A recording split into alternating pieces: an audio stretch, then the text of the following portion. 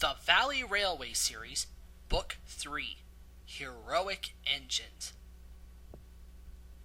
Dear friends, in the last book, Smudger, the new little engine on the Lower Valley Railway, told me all about when he first joined the railway many years ago.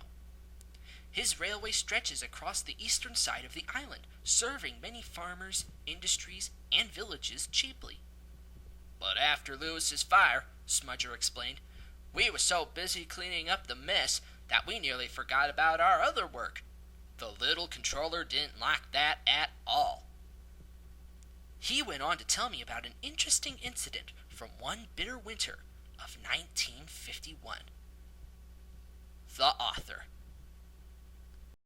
Morning light. Spring finally arrived on the island. This meant that it would soon be flower viewing time, a very special tradition. People would come from the mainland and from other places far away to see the cherry blossoms in full bloom. This meant that more passengers would be riding on both railways, so everybody had to help out. But the engines were excited for another reason too. The lines through the valley were almost completed, and there was something special planned for the very first train through it. Edward Mann and Takow, the oldest engines, would talk about nothing but the new line. The view is amazing. You're going to love it. Smudger's condition had gotten worse. He strained when pulling trains and often needed help from the other engines. Lewis was especially critical of this. You shouldn't be working like this. A museum seems like a much better place for engines like you. Right. Like I'd ever just give up and become part of a museum's collection. Takow's fast on his way, and I'm sure they'd make room for one more engine. One morning, Smudger was puffing out of the sheds to take his train when his fire bars collapsed. They had to push him back into the shed and use the hot coal on the ground to start Candy's fire instead. You've worked yourself to bits. It's about time you got some rest, old boy. They left the shed doors open so Smudger could watch the passing trains. The other engines whistled cheerfully at him as they puffed along. Smudger could only sigh enviously. He wished he was the one pulling the trains. He longed for a chance to see the flowers that the passengers and other engines chattered about. One evening, Lewis was ordered to pull Smudger to the harbor. He left the worn-out tank engine in a siding by a harbor crane and hurried to Wade finish his own work. Just then, a big, square, green engine pulled into view with a flatbed. Smudger was amazed. The engine was the one he had helped rescue from scrap. The little and big controllers greeted him warmly. Please welcome the Upper Valley Railway's newest engine.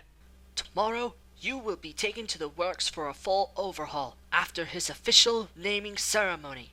Thank you, sirs! And then the crane slowly lifted him onto the flatbed.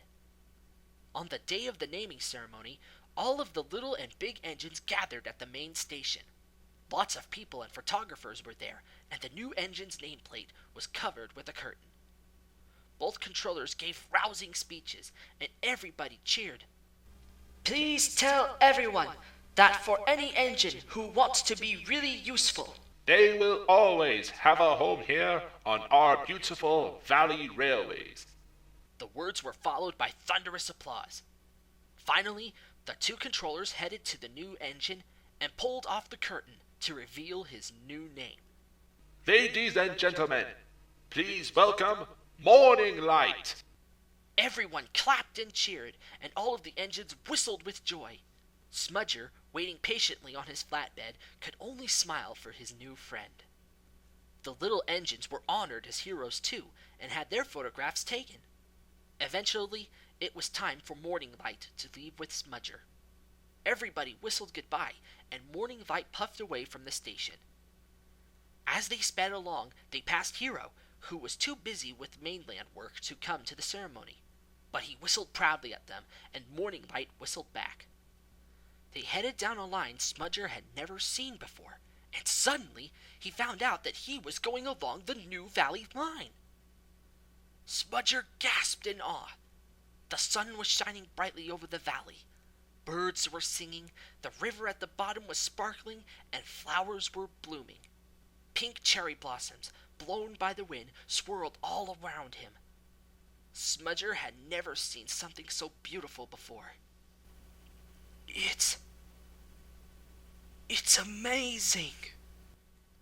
They arrived safely at the works, and morning light said goodbye, and the two engines thanked each other for everything.